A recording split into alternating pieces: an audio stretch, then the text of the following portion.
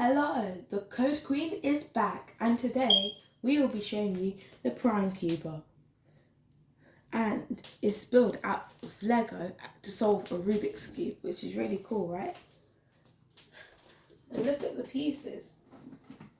They can be normal pieces like this, which you're probably familiar with, and can get to as tiny as this. Or even this. So let's show you this thing in action.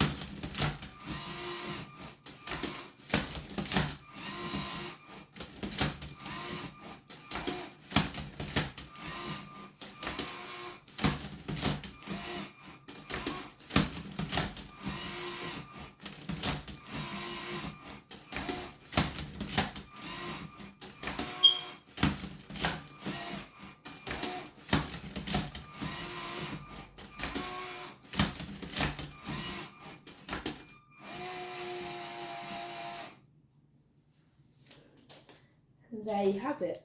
That was the Prime Cuber in action. Now let's explain how it works. Firstly, we have this thing here.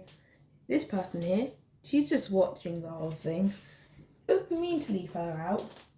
Now if we turn it around, you can see that there are two wheels here, and they're used as gears because there's a motor right here on which the black wheel is connected to, and that will go up to this grey wheel, and then that will travel on the line to this wheel, which moves this backwards and forwards to inspect the colours, because this is a colour sensor. And now if we move around to the bottom here, you can see there's another one, but it's a lot bigger. This is what rotates the cube. So it'll go like that, and like that, all because of these motors here.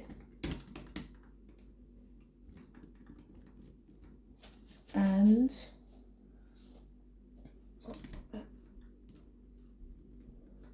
then we have this here, which not only can, if I can align this, which not only can hold the cube in place like so, but it can also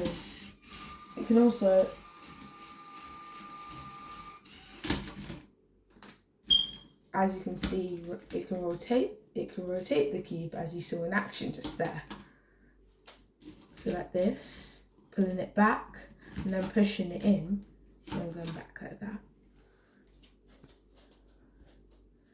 Now you got this thing, which looks like a nice face, but really this is a motion sensor, and it can tell if the cube is here, and then picks up all the calculations on what it needs to do to solve the cube, which is really cool, I think, because if you look at it, if it was away, this thing would be blinking and it had a light to show if it was there or not. And then if you rewind the video to when it was solving and when it was just rotating but not like doing this, yeah, you can see that bit at some point went one eye flashing and one eye not flashing, showing that it had found a solution. Sometimes it will just inspect the cube twice if it doesn't understand it. And then we've got the hub here, which has all the code, and then everything's plugged into the hub so it can understand here on the computer. So right now I've noticed with some of these things is that the cubes, this works on any cube basically. The only thing is, if it's a faded Rubik's Cube, it might not pick up the colours properly. And I haven't tested it on a different colour scheme, so I'm not really sure of that either.